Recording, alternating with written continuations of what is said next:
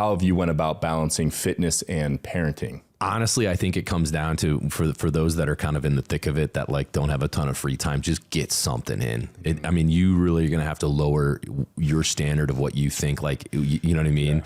And for me, I'm going from training for 90 to, you know, maybe a little bit more minutes. If I got a little extra time to, I mean, I'm a hard stop at an hour, but usually a little bit less. Cause I got to, you know what I mean? I got to drop Ren off at daycare. I got to run over to the gym, and like, I don't want to be rolling in here too late. Yeah. And, you know, a lot of times. So, for me, it's like, okay, being okay with the new norm of like, I can't train like I used to. I don't need to be an elite athlete anymore. I want to be healthy, and I want to look good.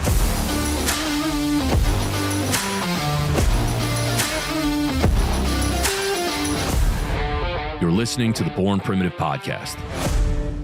All right. Good morning, everybody. Welcome back to the Born Primitive Podcast. Good morning, Tony. Good morning, Bear. So today we're going to do a little Q&A. The last one went really well, was really well received. So we opened it up to questions yesterday on Instagram, and we got a ton. We have like 3 pages worth. So we went through it. We won't be able to hit all of them. And there's actually a few topics that you guys sent in that will be their own episode. So one's like, you know, men's mental health and fasting. And, you know, there's a bunch of really good ones that we thought were too big to cover in a question. So don't worry, we got you. And obviously, you know, in the meantime, if you have any other suggestions, you can always send them our way. We don't have to, you know, do this just on Instagram. So let us know. Appreciate all the interest. Really cool to see the topics. There was a wide variety. Some of them were pretty funny. You know, so we're going to get right into it. So, all right, Tone, what do we got? All right. Well, ironically, we're going to kick off with what was the first comment, not question. And I feel like a dad on this one because I don't think I entirely understand it, but we're going to kick off with it that the women are requesting gray sweats for the podcasting attire. So are you able to provide any color to that? I have no idea. That was a girl, right? Yeah. I can't even see. Yeah. These got compiled for me into a format. Okay. So well, I think she's maybe making a joke. I don't know, ladies. Is there something about gray sweatpants that you're all into or something? I think they're making a joke. But I do too. We do have gray sweatpants, but you won't see them because they're under the table. So I don't know if that's much value add. But noted. Thank you for the feedback. There we go. All right. So exactly. The first real question was relating to your kind of background or your military career, and it asked why do special force guys have so many issues post-service integrating into business? So yeah, go ahead and take that one. Okay, well, quick correction for you, Tone. Special forces and special operations are different. So yeah, SF is Army. SOF is encompassing all. Yeah. So special operations. So why do they have difficulties integrating in business? I think part of it is I think they actually are extremely successful integrating in a business, but I think the person asking this was probably getting into, I'm guessing they are someone from the SOF community. I think when you transition from kind of any elite unit or elite group of people, and then you get into the civilian world, there's this kind of sobering moment where you realize like the expectation you had for your teammates and the individuals that were in your unit, like that expectation is wildly not the norm. And if you continue to see the world through that lens and maintain that same expectation of everyday people, you're going to be disappointed pretty much in every component of your life. That's not just business. There's a standard, right? And you hold each other to that. And that's why, you know, we're good at the job because we maintain that standard and we hold each other extremely accountable. And you know, in that community, there's a ton of peer pressure to maintain the standard because every guy that's, you know, worth his salt wants to be seen by his peers as a performer and a guy that's capable of doing the job and a reliable guy. You know, he's good at his craft. And so you strive to that. And you work really hard to kind of achieve that reputation. You know, I think the biggest thing, and we've talked about this, Tone, a little bit, and I've tried to do my best. I'm still definitely not even close to being there. Cause as you've seen, Tone, like I still carry a lot of that mentality with me into this job here. And I'm forgetting that like these people are not SEALs anymore. And you know what I mean? Like I cannot expect them to be wired like we were because we're a bunch of maniacs. Yeah. You know what I mean? Or it's crazy type A as it gets. And I mean, to find that in society is like a needle in a haystack. And it's not to say that normal people, like that's a bad thing. It's just a different mindset. Yeah. So for anyone transitioning, man, if you're going into the, you know, whatever company, Fortune 500, whatever, and you're thinking like, oh, this is like how everyone's going to be at Apple. It's like, no, you're going to be so disappointed because it's just, you're going to be let down. So not applying that same filter. And I think one thing, at least in the military, we were really good at, that I wish we were better at as civilians, is like, if we get some really shitty news and it's just like, hey, there's nothing changing this. This is just what we're doing.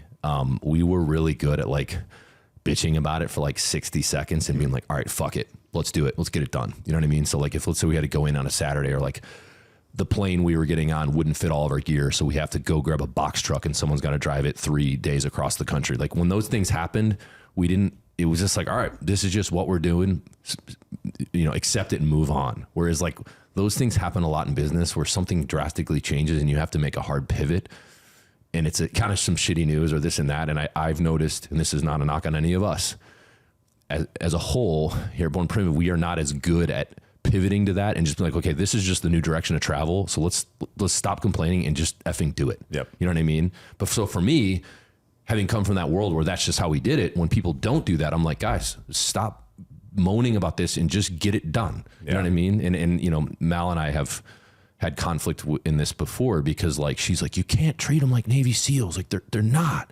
And I'm like, but they can be, like, you know what I mean? That's a mentality. We can create that culture. And it's like, no, you can't. So I'm still, as a leader, trying to figure out how much of those things that I learned from that community can I apply to these people and it be actually stick, and how much of it is I'm delusional to know that I will never be around that kind of caliber of individual across the board. Yeah. So yeah, I mean, you've seen me work through that, and I'm definitely, I'd probably give myself a C-, honestly. If I was assessing myself and like, how good have you done adjusting to the new environment you are as a leader? Like, not good, dude. No, I think I'm okay in a lot of areas, but as far as the kind of, hey, suck it up and get it done when those shitty things happen, I would say those are moments I don't excel in, because that's when I just want to get right to it and be very blunt about what we're doing. And it's like, guys, don't complain, just do it. Yeah. You know what I mean? And we've had conflict there too, me and you, about that. So yeah, I think it's complicated. And I think it's weird. I feel like I'm the guy now that just relates everything to parenting, but when you, at least personally in my experience, when I found myself in leadership roles, like knowing your room and knowing how to adapt to that room, or sometimes it's not a room, just an individual, can be a superpower. Now that doesn't mean you just lose yourself and you're just a chameleon to every room you're in, but kind of reading the room and saying, okay, I'm not doing this just to make everyone feel good in the room. I'm doing this because we have a goal, let's use as a company, to get something done. What's the path of least resistance to get there? What I've realized is that although there's a lot of times where I want to kind of have that mentality of like, just shut up and do it, I've realized the long-term ramifications of that a lot of times outweigh the short-term getting it done. Do you know what I mean? And that's where like you had a unique exposure, and that's why like you can't really blame you. And of course, I'm close to the community as well, just with my family and then friends, is that you guys had a bunch of individuals who embodied that, and it's baked into the culture. But that's hard to replicate, and especially as you get a more diverse group of people with different life things going on that didn't all choose to necessarily be within a very niche community. So yeah, it's a challenge. It's something that I even feel at times, not the military side of it, and where I was going when I kicked off as far as relating it to parenting. It's like, you want to do that. I want to do that with my kids now, where you just like tell them very like harshly, this is the way we're going to do it. But to a 2-year-old, that doesn't land. So you got to know where to meet them. You got to know how to teach them and have them learn in a way that resonates, so that, hey, you can form them into a strong contributor to society. And of course, you're not thinking about that when they're 2, but yeah, just relating that to employees, that although it can be challenging to meet people where they're at and kind of know your room, know the individuals, and then adapt accordingly, I do think is a superpower. Yeah. And it's been kind of funny, we got Bruno and Kurt with us now, coming from that community. And, I've joked with them a couple of times when it was just the 3 of us in my office of like, all right, fellas, let me help you avoid the mistakes I made when we transition here. Yeah. Like, you can't do that. You know what I mean? Like, I know you can do that with me, say that shit all day long, but like, you cannot do that. You know what I mean? And it's more of a joke. But yeah, there is this transition you have to make. Now, a lot of guys get lucky and maybe roll into a business or a community that is similar enough. But, this gets into a lot of like why veterans and particularly guys from special operations have such a big void in their life when they leave, is because you lose that camaraderie, man. You know what I mean? You're never going to replicate that. And I think that can contribute to a lot of guys issues. There's of course the PTSD component for some, but other guys just, they don't experience any PTSD, they don't carry that. But there's this, even though they're part of a company now, it's so different and it's not the same. And I know a lot of guys wrestle with that because then it's like you had this like group that you saw every single day. And honestly, some of these guys know you better than your own family because you'd spend years with them 90% of the time, more than your own spouse or whatever. And then all of a sudden snap the finger and that's completely out of your life. And now, you have a couple text threads going and you still have some shenanigans there, but it's nowhere near what it was, so that's a big part of it too, is you don't get that same camaraderie at a company as great as a company can be. Like you're never going to replicate that. Just like, college sports with us, you lose that. And then you look for that competitive outlet again. Like, can I find that anywhere else? You know what I mean? And that's, why I started competing CrossFit after college. I just need an outlet, you know what I mean? Yeah. Because you miss it so bad. So kind of, I think sports swerved on that one a little bit. But sports are a great kind of maybe a tier down from you guys who were doing it as just your everyday career. But sports is definitely one I can relate to, where you don't realize all the benefits and like camaraderie you're getting from it until you take a step back. And then you have that oh shit moment of like, whoa, a lot of what was me as a person was wrapped up in a sport in a healthy way.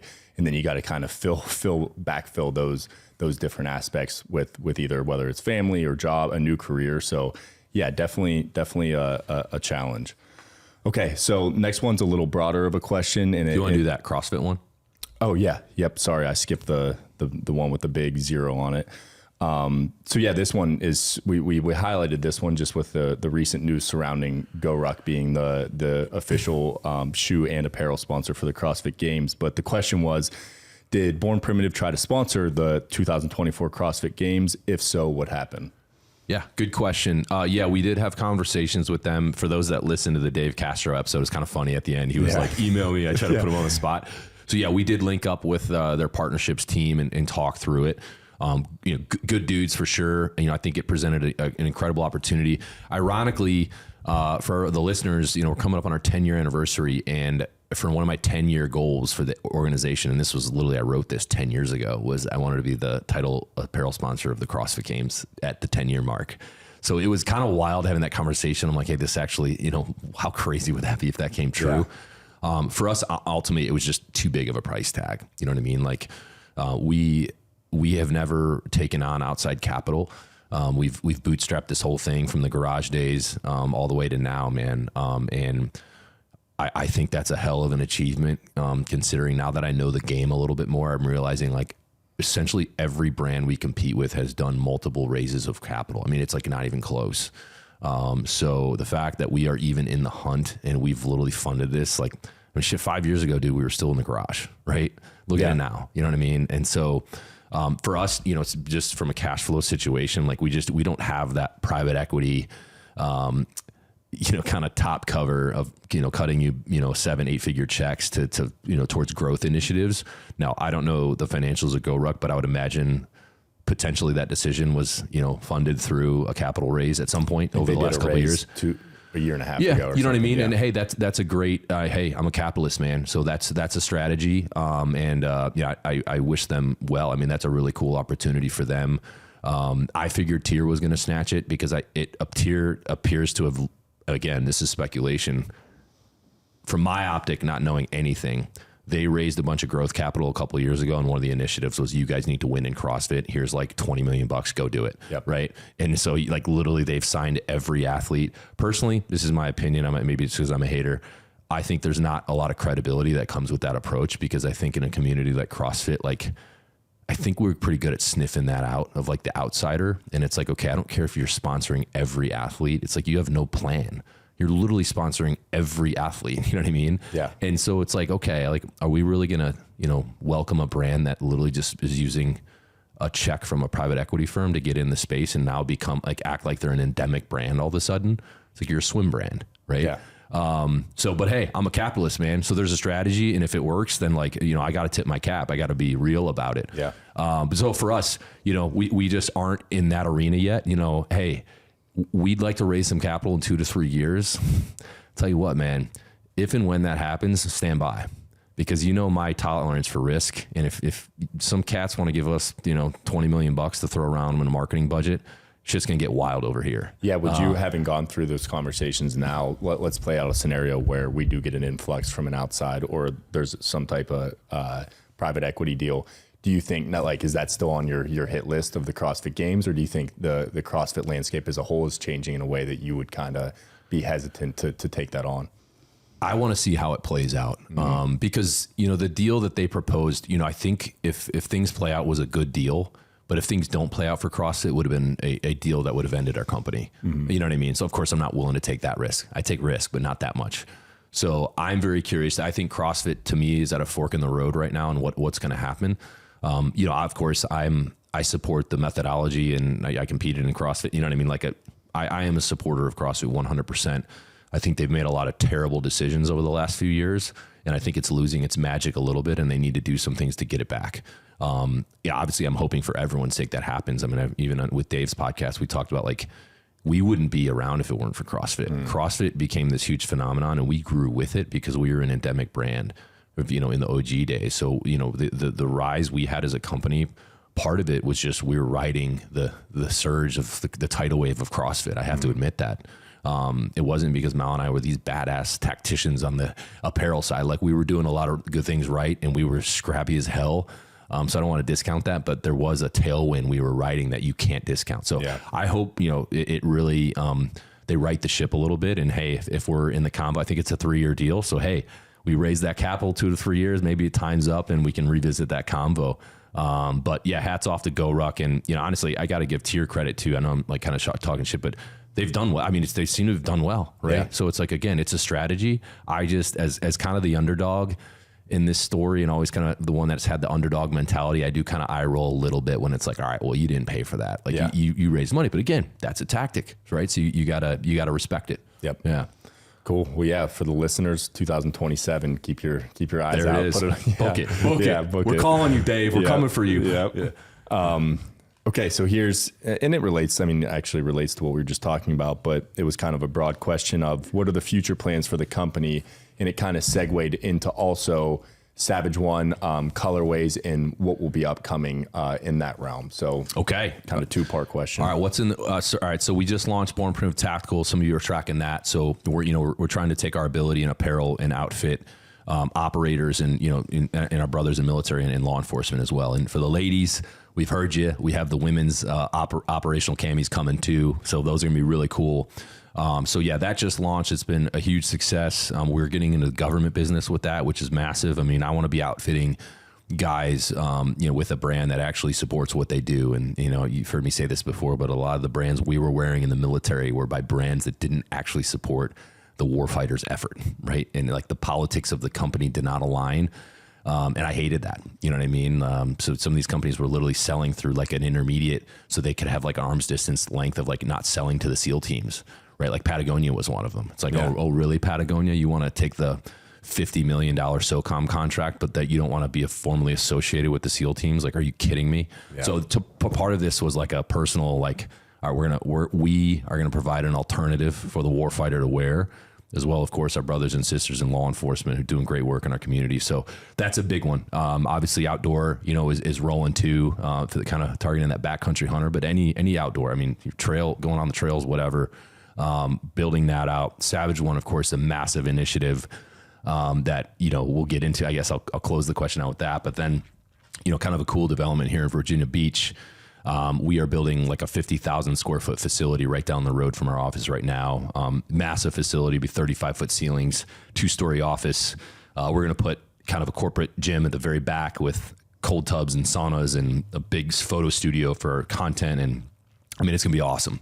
So that'll be kind of our 10-year crown jewel. That'll actually be, you know, next May 25. So it's going to be a hot minute, but we're working through approvals right now. So for us as an organization, hopefully that's a proud moment.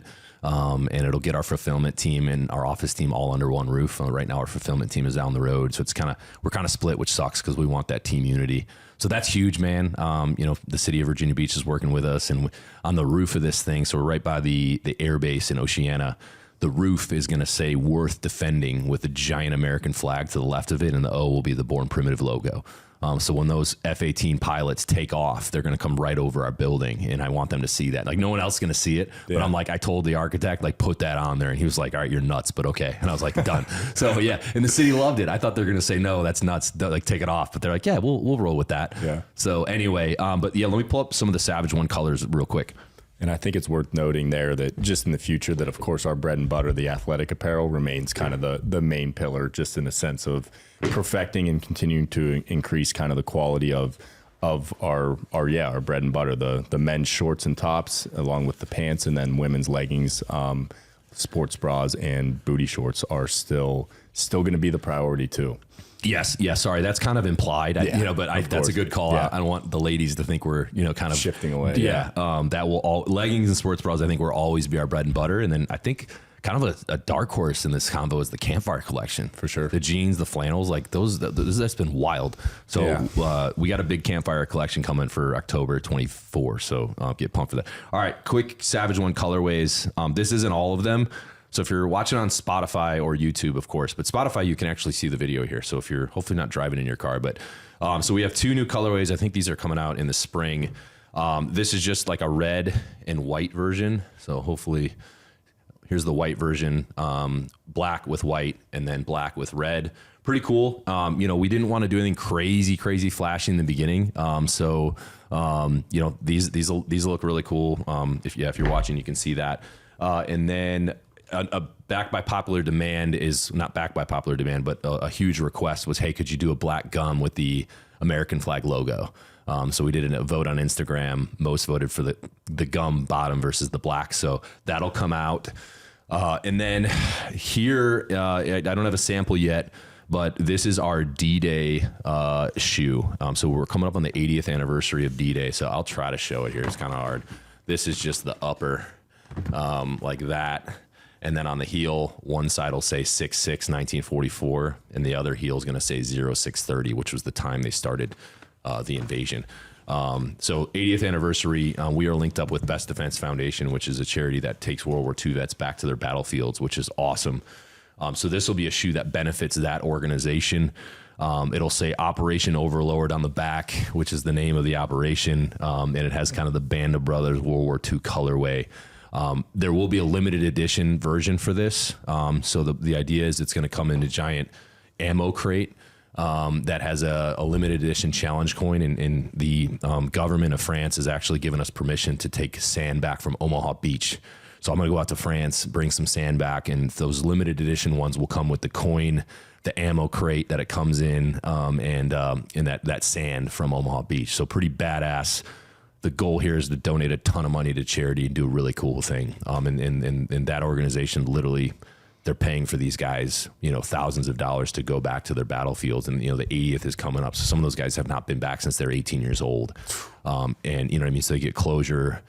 A lot of those guys had buddies that died. It's crazy, man, when you really think of it. And of course, we have that cemetery right there. A lot of those guys were literally buried right there at the cemetery, and no one ever came back to their, it's like, imagine that. So really cool thing. And then wouldn't be a Born Primitive shoe line if we didn't have the Gadsden Don't Tread on Me edition. This is still a prototype. I think we tweaked the yellow a little bit, so don't hold me to it. But it will have the Gadsden snake on the inner heel, and I think the other heel will have American flag on it. But that's been one of our number one selling shirts.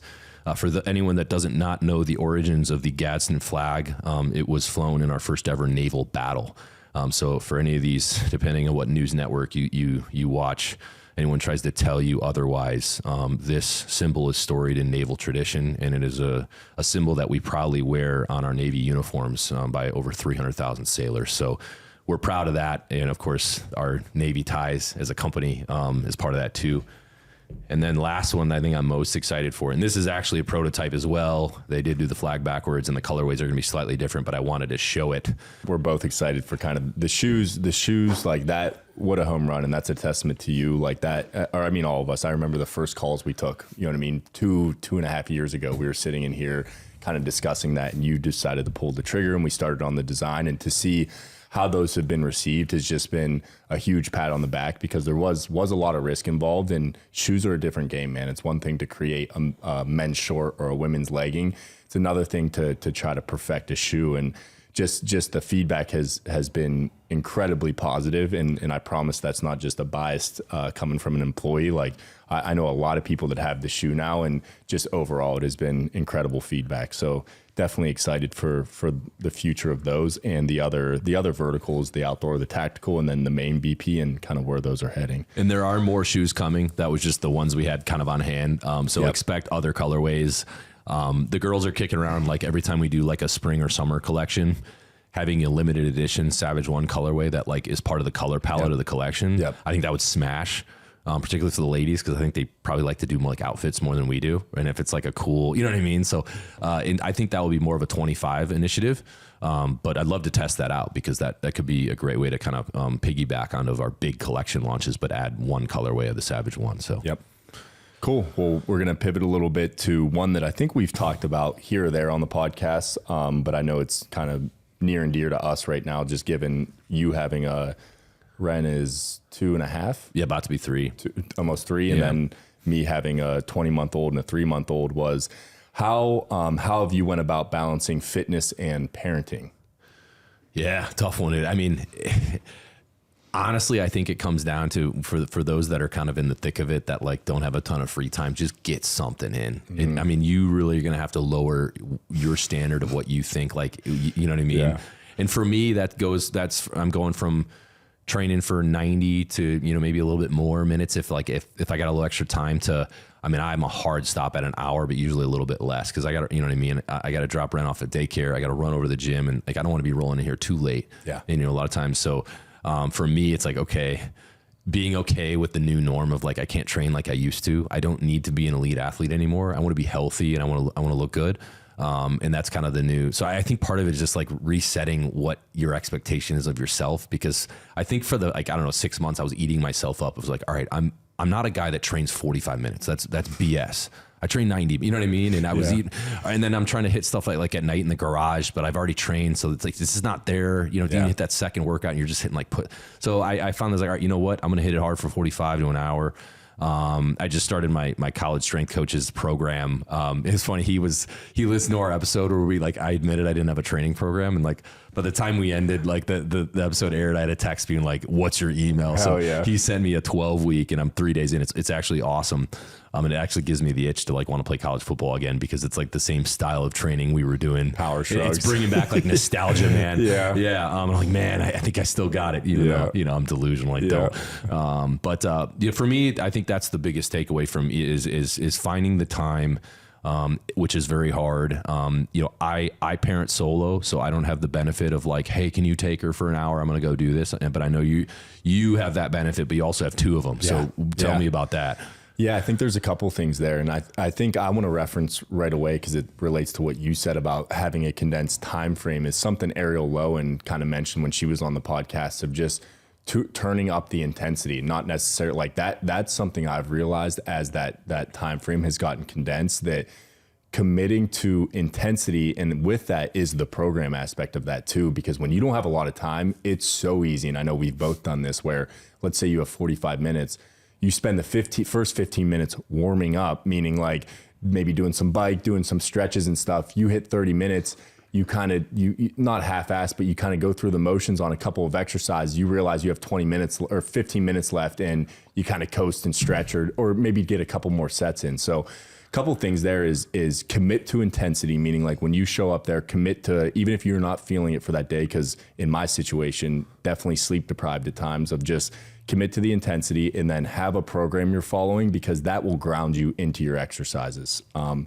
then for us, having 2 now, two definitely presented kind of a whole new challenge as far as you're playing varsity ball now, man. I'm still playing JV ball over here. Well, and there, what you said is important, is like, you have to bear that burden, and that sound, I'm being exaggerative, but like,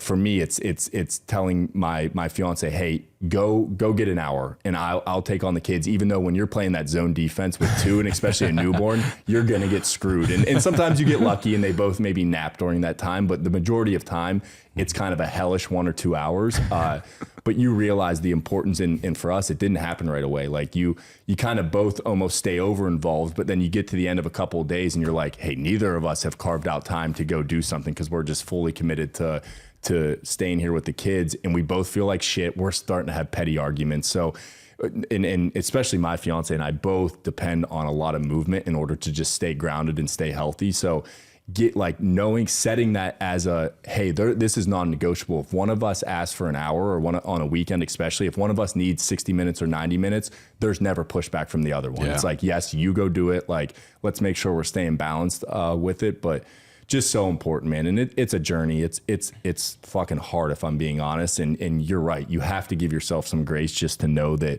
your old way of training, even your old way of eating at times, like, give yourself some grace. I have seen that as time plays out, you may feel like you're trapped in it, but a couple months go by, you work out a better flow with your partner, you work out a better flow, the kids maybe have a better pattern, and it gets a little easier. So it is, I mean, the table gets flipped on you though in those first couple months when you're trying to figure it out. So it's definitely a balance. And in the first couple of months, it's like literally try to do anything. Like, you know what I mean? Yeah. Even if it's like, hey, we'll try to do 100 air squats and call it like, you know, your bar is way lowered, but of course you're willing to make that sacrifice. So, there's a great, it's like, be realistic, because there's so many great apps. I know we just had Dustin from Mountain Tough on. There's 100 different fitness apps where they know everything we're talking about, and they have a 30-minute no equipment program. And for you or I, we would look at that and be like, I'm never doing a fucking 30-minute no equipment program. But honestly, looking back at like the first couple months of parenthood, I should have done it, because I ended up just like not doing anything because the time just wasn't there. Whereas, hey, 30 minutes, if you can do it in your living room and it's just a bunch of like body weight stuff,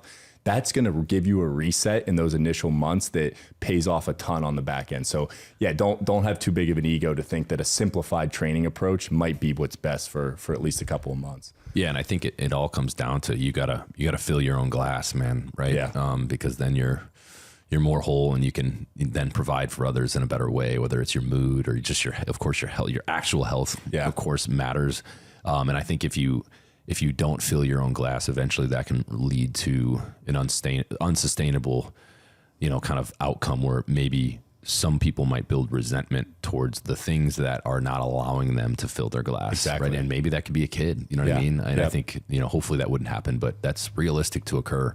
So make sure you're taking care of yourself. You know, I would say just try to get in there 5 of the 7 days a week, have 2 rest days. And if it needs to be a 20-minute workout, just do it.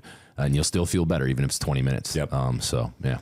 Well, the next one relates to that, and I actually have something I want to build off of what you just said. Is this just kind of asks what aspects throughout the day contribute to you obtaining overall health? And they even put holistic health here, which is kind of just a way to encompass the question they're asking. So yeah, what aspects for you to kind of, and you just mentioned it, for you to fill your cup, do you need to be doing throughout the day in order for you to feel overall healthy, both mentally and physically?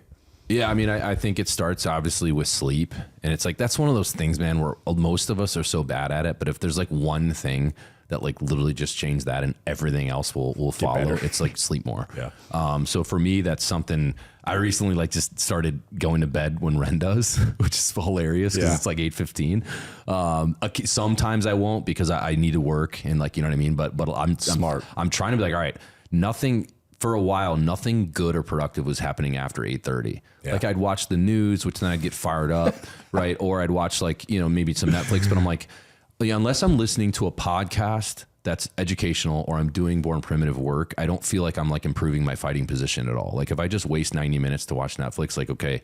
And I know that's a bit flawed. Like you can't always be like that because then you're never going to do anything that's enjoyable. Like, but for me, it's like, all right, just waste. I always see it as a waste, right? So if I'm not doing anything productive, just go to bed. But now I wake up a lot earlier. Naturally, I don't even set an alarm, but I wake up at like 5:30 and then I start working Born Primitive because it's like, I, you know, do the coffee. And then I'm like, hey, well, Ren's not waking up for like an hour and a half. Like, let's get after it a little bit and get some emails out and like feel like I'm already accomplishing something. And then I can more time to make her lunch and do all those things that like sometimes I'll be jumping through, you know, hoops to try to get done before we got to get out the door. So it has helped in many ways. But then obviously fitness, we talked about that. I think nutrition, of course, is critical. So for me, you know, I used Catalyst Nutrition here in Virginia Beach. And basically Cheryl did a DEXA scan on me, which, you know, breaks out all of your kind of lean body mass and all that. And then she assigns your macros based on that scan. and then delivers your meals based on your exact macros every day with snacks and everything. So for me, that's, since I'm so busy, that's been huge. And it's like literally just eat what's in the bag. That's it. It's pretty simple. Follow it. It's plenty of food. It's actually sometimes more than I can eat. So that's the nutrition. That's how I check that box. I do have kind of a good supplement regimen, which she helped me with. A lot of it's Thorne products that I use right now. And then, we talked about, working out 5 days a week. And then I could say the last component to my kind of wellness is just cold tub and sauna. I have one at the house now. I converted a bedroom, tiled it and everything, and it has a cold tub and a sauna right there. So sometimes I'll do that at night, like right after I put Ren down, and I'll do like a 45 and then I'll go to bed. But I'll catch up a lot of those on the weekend too. I'll do like a 6-minute cold tub, 30-minute sauna, like times 3 if I have like a long time. You know what I mean? So I try to make up for lost time in the week, because ideally I'd like to do it every day, but sometimes I just don't want to do it, or like it's just, you know what I mean? It's not there. So I think that's kind of my wellness wheel kind of summarized a little bit. Yeah, I think that's great. And a lot kind of parallels exactly with what I would say, as far as the nutrition is a foundational one, the sleep is a foundational one, movement is a foundational one. And then for me, kind of finding quiet time. And I told you that's been one recently that has not been as prevalent as prior to having two under 2. But even if for me, I do this as like a 20-minute walk with no cell phone, just focusing on my breathing. If I can get in a real meditation, and I like to do that actually, if I get a hard workout in, I'll just go lay on a mat somewhere in the gym and put on a 20-minute podcast, because you find you've kind of cleared out your bullshit, and it's a great time to kind of settle into kind of letting go of the neurotic kind of hamster wheel mind. So yeah, all good stuff there. And I think the and it sounds cliche just because it's so in vogue right now as far as the cold tub, but it really shouldn't be understated. What I would consider like changing states, in the sense of like whether it's sauna, cold tub, even a quick 10-minute run, or a quick like 3-minute breathing session with intentional breathing, just changing the state of what you typically operate in, especially when you're at work, allows you to show up for things in a better state. And that's like the cold tub, I think, is it's the epitome, or like the perfect example of that, because I can be as grumpy as hell, pissed off, just overworked. I get in a cold tub, and 10 minutes after that, you literally feel like a new human. Yeah. So working those little things into your day, like it's wild when you start to stack those on top of each other. Like you realize you don't build up rust like you do if you kind of go 3 days, 4 days without doing any of that. So yeah, I'm a huge proponent of those, and just finding anyway, if you don't have a cold tub, just even a cold shower, things like that. There's ways to give yourself that little mood change. Instead of using things like alcohol, which there's a time and place for, but we know too that 2 beers will get you there too, but the long-term ramifications of that certainly don't pay off as much as doing a cold tub or a sauna. Yeah, absolutely. All right. Well, let's go to one you've answered before, and I think this is one I highlighted just because I think it resonates with a lot of individuals, and a lot of individuals probably have these business ideas in their head, but I think the first step is certainly the hardest, if not the hardest. So the question was, making the first step to starting the company you've always wanted to. How? ? Well, I think from a kind of a logistics administrative level, it's really easy. Just go to your state's website, and I think most of them are now digital. You can literally register your entity right there, and you'll get like an employee or an EIN or federal ID number. Yep. Like I think it's now instantly. Go to uspto.gov first and do a trademark search to make sure you're not doing a name that, like, you know what I mean? You don't want to be 2 years in and then you have a good company. All of a sudden you realize like some dude has this exact same name, like, you know what I mean, in another state. So do that, uspto.gov, do a quick trademark search. You'll see if that name exists.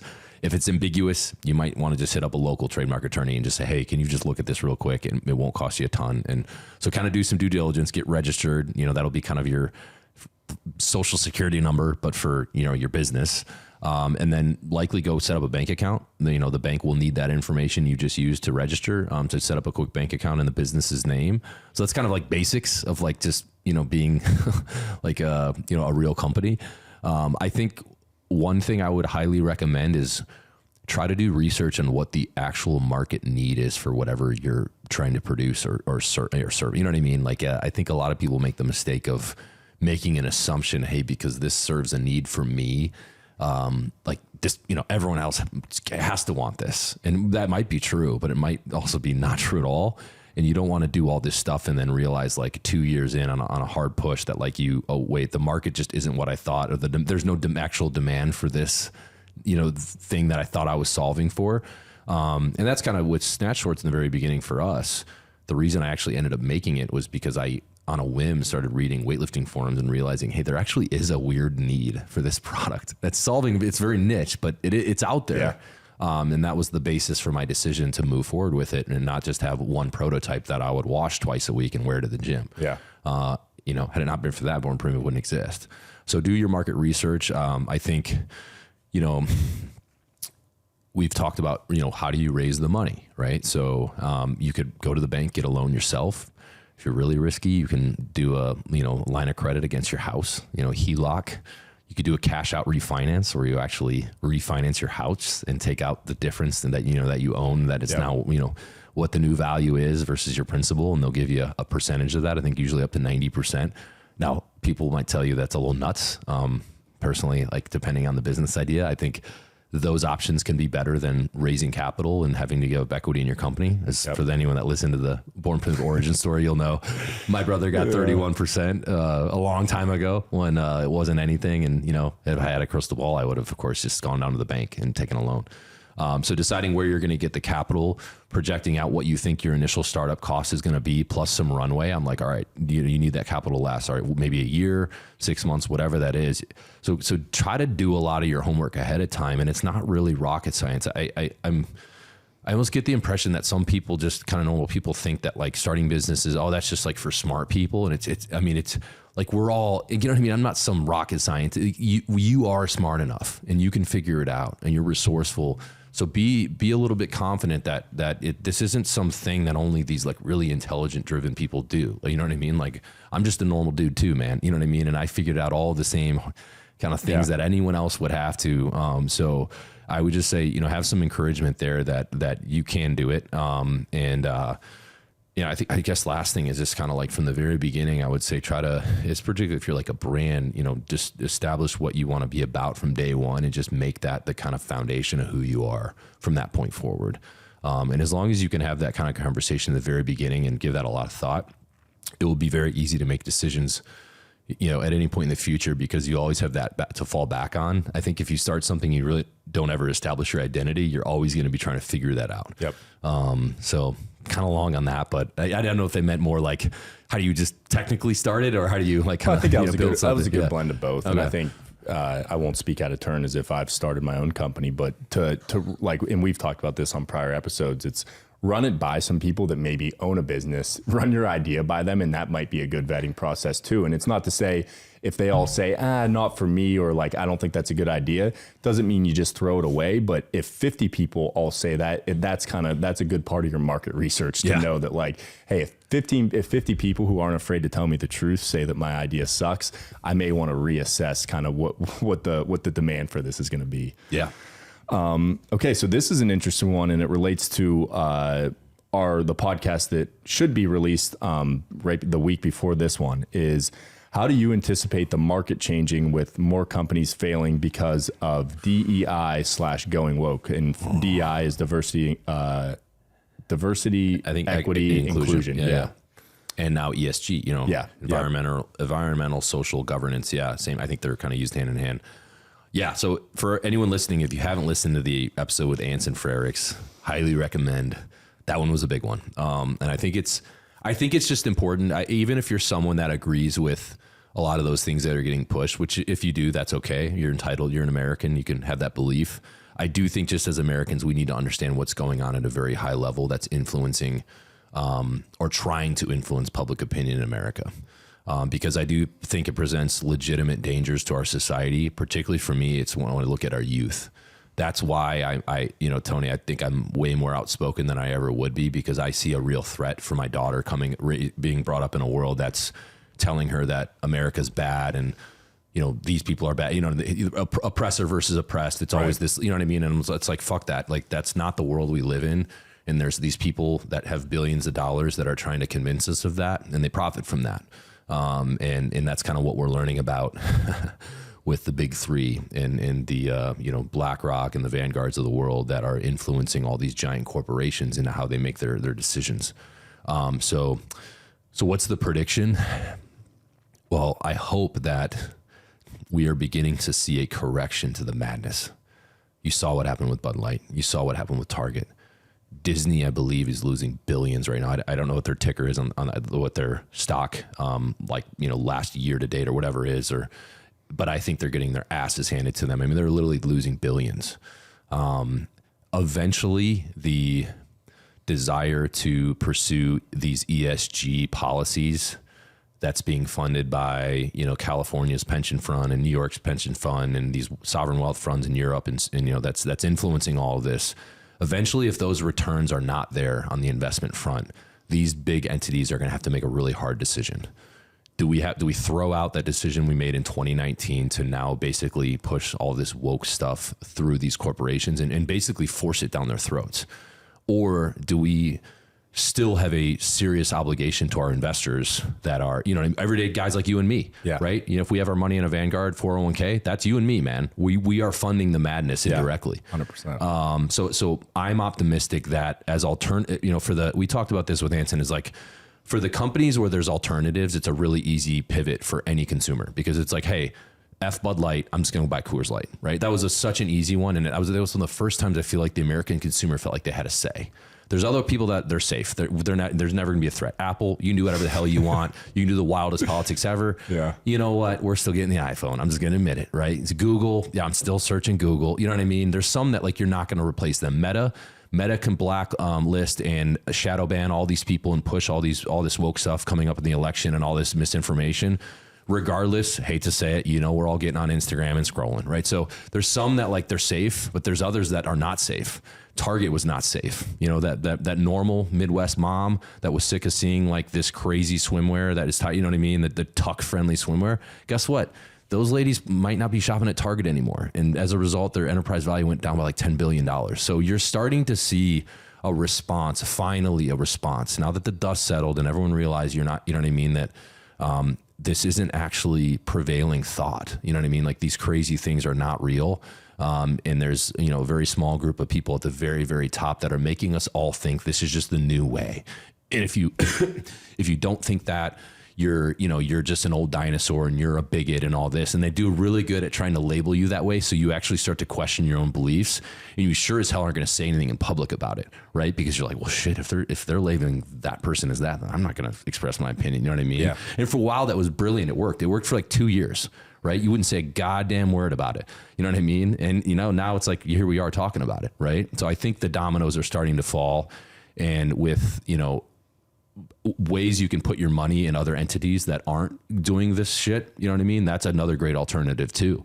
Because imagine if the dominoes start falling on these big billionaires that can be like, oh wait, I can put my money in Vanguard or Strive, right? And they shift over $5 billion to Strive overnight. Yeah. The Vanguards are going to start to notice that. And they're going to then go back and say, hey guys, do we still want to maintain this position?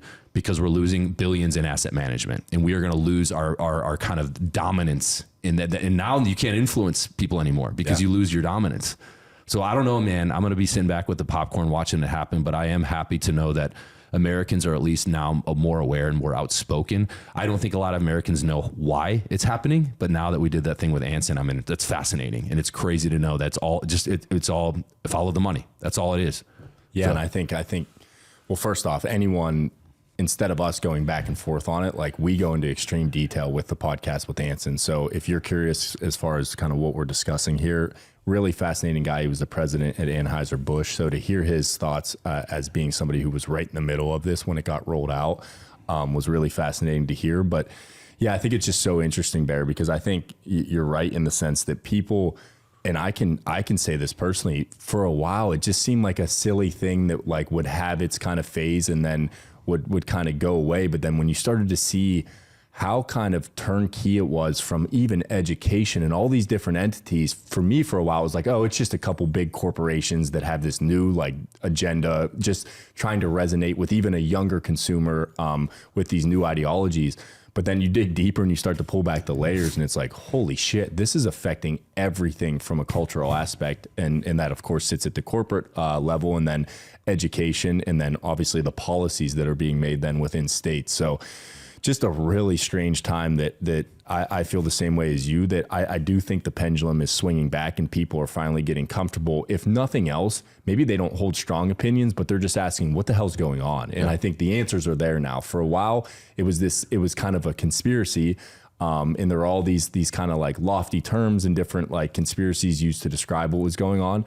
Now it's pretty damn clear, as you said, these big, the three conglomerates, Vanguard, State Street, and then BlackRock, and kind of the policies that they rolled out throughout they own what? They own a majority stake in 90% of the S&P 500 companies, which is just insane to think about. 90 trillion in asset management, I think. Management. Yeah. So it's totally insane. I think. Yeah. 90 trillion. Yeah, I think it was from our notes. Yep. And here's the thing. Here's a scenario. Let's let this play out. All right. So California's pension fund is one of the biggest, funders of like a lot of this, right? To the big three, right? In New York is another one. Right now, as it stands, the California people that have a pension in California are going to get only 70 cents on the dollar of what they were promised through their pension fund. What if things continue to get worse? What if in 20 years that guy or girl that worked their whole life and was promised something is now getting 30 cents on the dollar for what they were promised? You know what that's going to happen? Then now people are going to vote differently. And guess what? Then the politicians that were for this before all of a sudden be like, I was never for that. Yeah, you're right. That we need to go away from that. And they'll gaslight all of us and pretend like they never were a part of the problem. Right. And then it gets into this shouting match of, oh no, you are, and they'll like try to blame it on the Republican. They'll do something ridiculous. It's like literally, the gaslight of all time. Yeah. So, these are real things that can play out that, will have real repercussions on people's lives. And then, I think eventually at that point, the gig is up. Like you can't fool us anymore if people's pensions are running out of money because you were investing it in entities that were pursuing, woke capitalism versus just shareholder value. You know what I mean? Well, and that's what's cool though, is you're seeing the parallel systems pop up, and that's what Anson created, an asset management group that doesn't play the bullshit games that the BlackRock and the Vanguards are playing. So I say that because I think, and that's the beautiful part of America, and it always has been, is like we recognize our power and our power to choose and start to play ball with our dollar in a way that kind of is going to force these people to take a hard look at, oh shit, like this, us trying to force people into an ideology that we thought was best for the world. That doesn't work, man. And people have their own belief systems, and freedom of thought and speech in the US is a very powerful thing. And when you start to fuck with that, people don't take that lightly. And I think for me, that's like, and once again, I always say this, I think I might be a little bit delusionally optimistic, but I think we're seeing that pendulum swing, and people say like, no, you're not going to tell me what to think just because you think this is what's best. And you're not going to curve freedom of speech so that you can start to voice the narrative that you think is best. And we're kind of seeing that pushback. And like you mentioned, when the dollars start to go to different places, that's what the almighty dollar will cause even them to start to squirm a little bit and say, oh shit, maybe we need to pivot. Yep. I hope so, man. I hope so.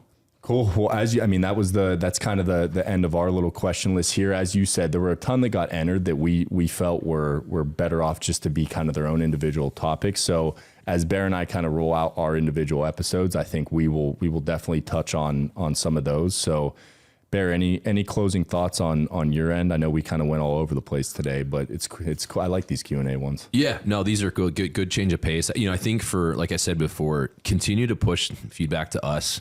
A few topics that are on the horizon that I'm excited about is, and Tony, I haven't even told you about these, so this is new to you. One, I want to do a topic on psychedelics and its use in PTSD. That's my wheelhouse. There's a girl that I know, she's a PhD, this is her lane, just confirmed with her, and she's totally down to come on, so that'll be an awesome one. I think I'd like to get into some relationship stuff. Yeah. There's a lady that she has a podcast. All it is about relationships, and it's more like giving tips to girls, but I actually listen because it's like really good to understand her perspective of like, it's men are, what do they say? Men are from Venus, women are from Mars. Like we are all so different. And while that would be kind of a different change of pace for like the kind of gritty, like stuff that we talk about, I think that would be really cool to kind of get somebody like that on that kind of knows how to dissect the differences in men and women, and how you can, try to understand those differences to have better relationships with our, with our partners and stuff like that. So I thought that might be a cool and totally different.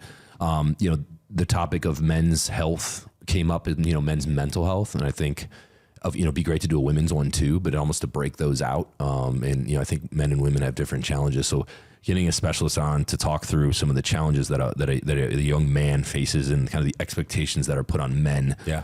I think would be good for women to hear, and then vice versa. It'd be great for us to hear the female version of that, so we can maybe relate to some of the things they go through. Yeah. 'Cause I think both genders have different challenges, and I don't think we have a good understanding of each other's challenges. But I think particularly for men, a lot of us we go it alone, man. We suffer in silence, but there is a huge burden on us with our obligation to protect and provide, and it's just a huge responsibility that a lot of men carry quietly, and they don't. But you know what I mean? Yeah. And I think there's a lot of women that don't realize how hard that is. For sure. So those are so I guess give us more feedback. We want to cast a wide net here. So you guys have kind of seen, we're like 25 some episodes in. We've gone from best-selling authors to UFC champions to World Series MVPs to everyone in between. To former presidents, Anheuser-Busch talking about woke capitalism. I mean, we are trying to cover a lot just to kind of see what sticks and what y'all are interested in. And the goal is, hey, this is an hour out of your day once a week where you can maybe hear a different perspective or maybe learn something you didn't know. Put it in your toolbox and stash it away. So appreciate everybody tuning in. And I think that's all I got, Tom. See you next time. All right. See you, everybody.